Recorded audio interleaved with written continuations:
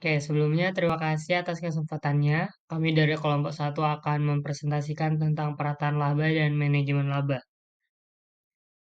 Oke, untuk anggota kelompok satu terdiri dari Dava Hanif Asani dengan NIM Ayer 346, Silvana Apresiasta Sidauro dengan NIM 355, Muhammad Syaful Muzaki dengan NIM 356, Desi Novitasari dengan NIM 366, dan Yohana Jennifer dengan NIM 407. Untuk materinya akan disampaikan oleh anggota yang lain. Kepada anggota yang lain, saya persilakan. Hakikat perataan laba. Gordon menteorikan peraturan income adalah kepuasan pemegang saham terhadap sebuah perusahaan meningkat bersama dengan rata-rata tingkat pertumbuhan dalam income perusahaan atau rata-rata tingkat return atas modalnya dan stabilitas income-nya.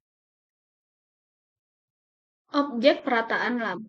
Pada dasarnya, objek perataan harus didasarkan pada indikasi keuangan yang paling mungkin digunakan, yaitu laba.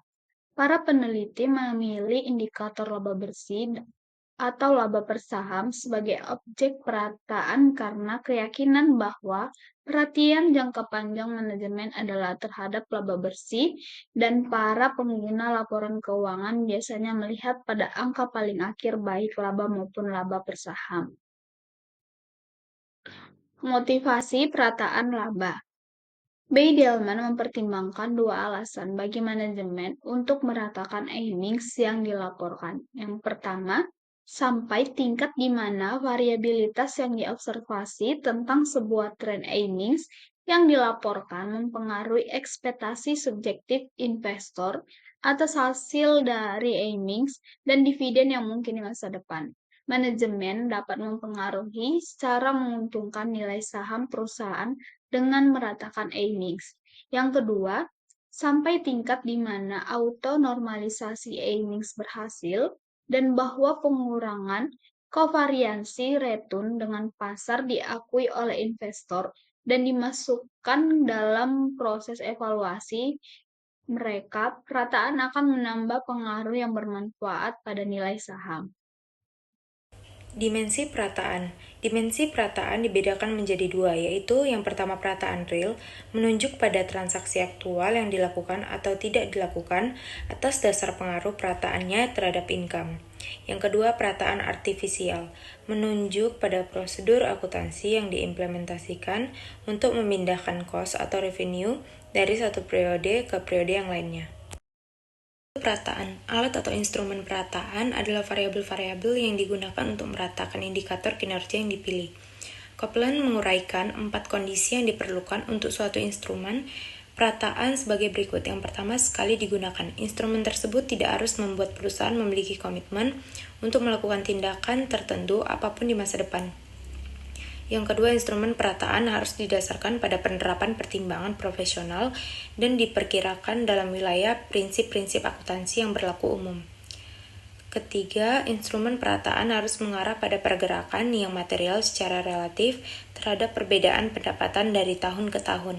Yang keempat, instrumen perataan harus mengarah pada pergerakan yang material secara relatif terhadap perbedaan pendapatan dari tahun ke tahun. Manajemen laba yaitu manajemen laba sebagai manajemen akrual. Manajemen laba suatu potensi penggunaan manajemen akrual dengan tujuan memperoleh untuk keuntungan pribadi dan dapat dipahami manajemen laba sebagai manajemen akrual. Kesalahan penetapan harga atau akrual pilihan. Persentensi kinerja laba bergantung pada besaran relatif kas dan komponen akrual laba. Pasar sering menilai tinggi komponen arus kas tetapi menilai rendah komponen arus kas akrual. Pergerakan pasar bisa terpengaruh akibat kesalahan dalam memahami komponen laba mempengaruhi prediksi kinerja di masa depan. Isu dalam manajemen laba yaitu manajemen laba bertujuan untuk memenuhi harapan dari analisis keuangan atau manajemen. Manajemen laba mempengaruhi kinerja harga jangka pendek dengan berbagai cara. Manajemen laba berakhir dan dapat bertahan karena informasi yang simetris, suatu kondisi yang disebabkan oleh informasi yang diketahui manajemen namun tidak ingin mereka ungkapkan. Manajemen laba terjadi dalam konteks suatu kumpulan pelaporan yang fleksibel dan seperangkat kontrak tertentu yang menentukan pembagian aturan di antara pemegang kepentingan. Permainan laba atau lebih tepat sebagai permainan laporan laba triwulan mungkin menjadi alasan utama dalam manajemen laba. Manajemen laba merupakan suatu hasil usaha untuk melewati ambang batas. Manajemen laba dapat berasal dari hasil pemenuhan perjanjian dari kontrak kompensasi implisit. Manajemen laba tumbuh dari ancaman dua bentuk aturan, yaitu aturan industri yang spesifik dan aturan antitrust. Penilaian perusahaan secara umum diasumsikan menjadi salah satu sasaran manajemen laba. Laba negatif secara tiba-tiba umumnya lebih merugikan daripada revisi ramalan negatif. Oke, baik. Selanjutnya akuntansi bersifat paradigma. Jadi paradigma dalam akuntansi merupakan kerangka konseptual yang menjadi dasar pengembangan praktik dan pemikiran akuntansi. Dan terdapat paradigma utama dalam akuntansi.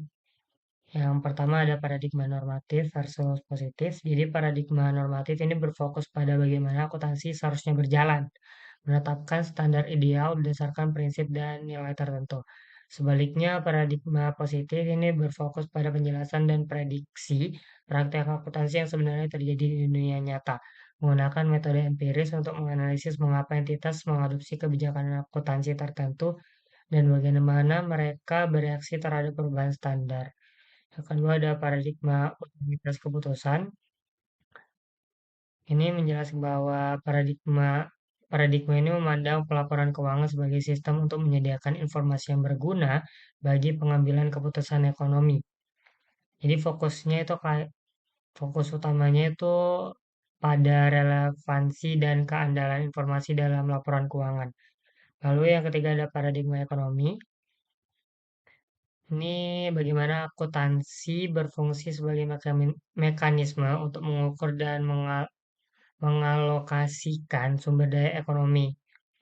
Dan paradigma ini berfokus dalam perhatian pada efisiensi dan efektivitas informasi dalam konteks ekonomi, termasuk perannya dalam mengurangi asimetris informasi antara pihak internal dan eksternal.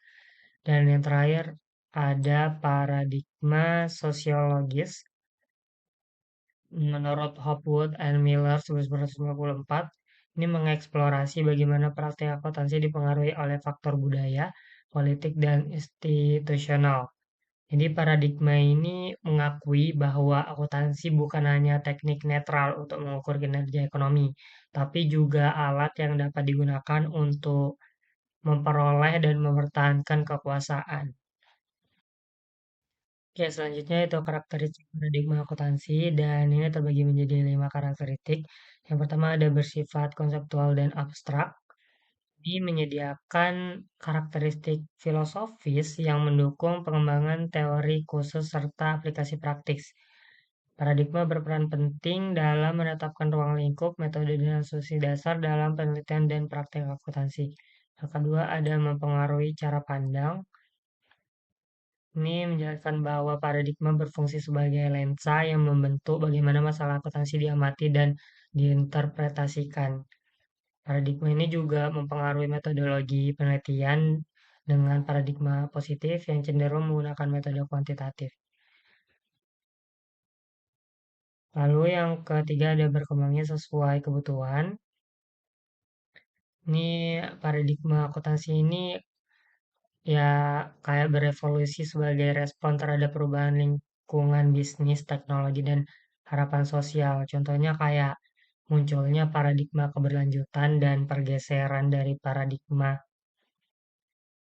stewardship ke paradigma decision yang mencerminkan perubahan dalam struktur kepemilikan perusahaan dan perkembangan pasar modal. Selanjutnya ada menjadi dasar pengembangan standar. Nah, ini bagaimana kerangka konseptual yang dikembangkan oleh badan penyusun standar itu dipengaruhi oleh paradigma yang dominan. Kayak paradigma ini tuh mempengaruhi pengembangan standar akuntansi spesifik dan bagaimana konflik antara prinsip-prinsip akuntansi diselesaikan dalam proses penyusunan standar.